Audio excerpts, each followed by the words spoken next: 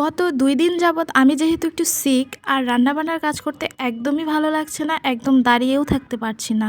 তো মনে হলো যে মাংস রান্নাটা এইভাবে হাত মেখে বসিয়ে দেই, যেমন হোক তেমনই খাবো।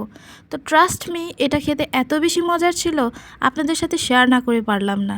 হেই এভরিওয়ান, আসসালামু আলাইকুম, welcome back to my new another cooking video. আজকে আপনাদের সাথে শেয়ার করতে যাচ্ছি লেয়ার মুরগির হাত মেখে এই মাংস রান্নাটা।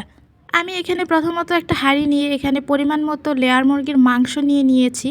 তারপর কিছুটা পেঁয়াজ কুচি, তারপরে আদা, রসুন, পেঁয়াজ, কাঁচামরিচ একসাথে ব্লেন্ড করা ছিল সেই মশলা, তারপরে আস্ত গরম মশলা, তারপর হলুদের গুঁড়া দিয়ে দিয়েছি, জিরার গুঁড়া দিয়ে দিয়েছি, তারপরে দিলাম হচ্ছে মরিচের গুঁড়া, আর একটু দিয়েছিলাম হচ্ছে গরম মশলার গুঁড়া, তারপরে দিয়েছি পরিমাণ মতো লবণ। আর এখানে আমি কিছু আলু ইউজ করব, মাংসে আমার আলু খেতে খুবই ভালো লাগে। তারপর পরিমাণ মতো তেল দিয়ে দিয়েছি, যদিও আমি একটু তেল কম খাই তাই পরিমাণে কম দিয়ে দিয়েছি।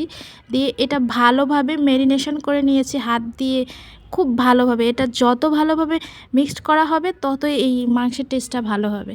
কিছুক্ষণ রেখেও দিয়েছিলাম, তারপর চুলায় বসিয়ে দিয়েছি। তো ঢাকনা দিয়ে ঢেকে বেশ কিছুক্ষণ বসিয়ে রাখার পর এখানে জাস্ট একটু নেড়েচেড়ে দিচ্ছি, তারপর আবারও ঢেকে দিয়েছি। ঢেকে দেওয়ার পর এখানে দেখতে পাচ্ছেন যে কিছুটা ঝোল উঠেছিল, সেটা শুকিয়ে গেছে। তো এই পর্যায়ে করবেন কি, পানি ইউজ করবেন, আর এখানে অবশ্যই গরম পানি ব্যবহার করবেন।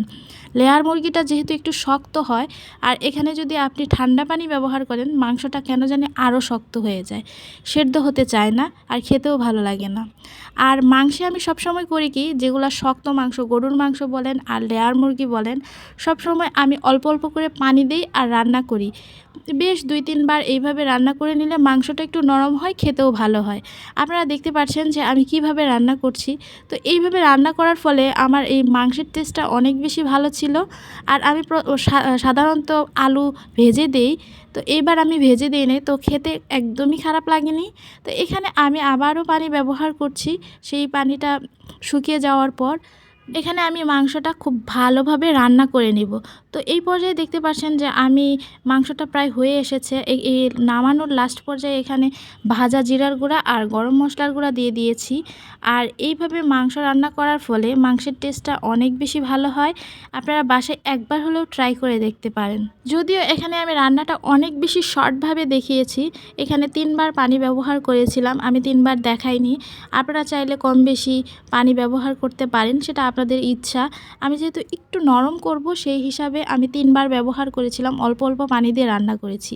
তো খেতে অনেক বেশি ভালো ছিল। এটাই ছিল আমার তরকারির ফাইনাল লুক। তো আপনাদের কাছে কেমন লাগলো অবশ্যই কিন্তু কমেন্ট করে জানাবেন।